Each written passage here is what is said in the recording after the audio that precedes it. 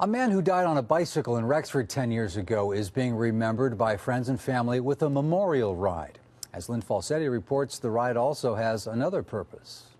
10 years ago, David Ryan died doing what he loved. He was on a bicycle ride, and now these cyclists are riding in his memory. But they're also riding to raise awareness to prevent tragedies like that from ever happening again.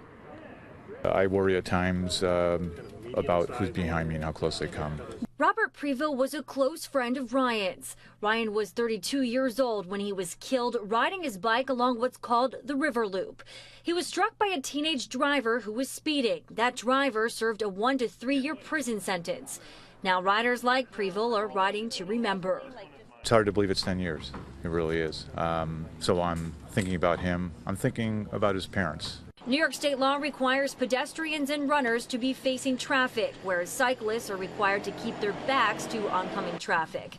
What's tough for these riders to come to terms with is that David Ryan was doing everything right when he was struck and killed.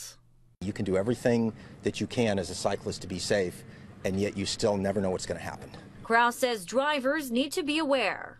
Every ride I go on, someone is in such a hurry to pass that they pass on either a blind corner or a blind hill. And I appreciate that they're going out in the other lane to go around me, but the bad side of that is if somebody comes around that bend, I know exactly what they're going to do.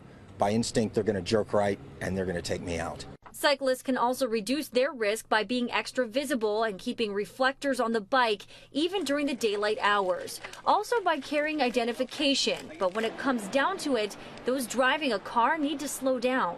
Just take your foot off the gas for 5 or 10 seconds and relax and wait until you're around that blind curve or over that blind hill and it's safe to pass before you pass the cyclist. Because if you're a driver and you miscalculate and you hit us, for you it's a dented fender as a driver. For us as a cyclist, it's either serious injury or we could be killed. Organizers tell us the biggest safety tip for cyclists riding this summer is to simply wear a helmet. In NISKAYUNA, Lynn Falsetti, CBS 6 News.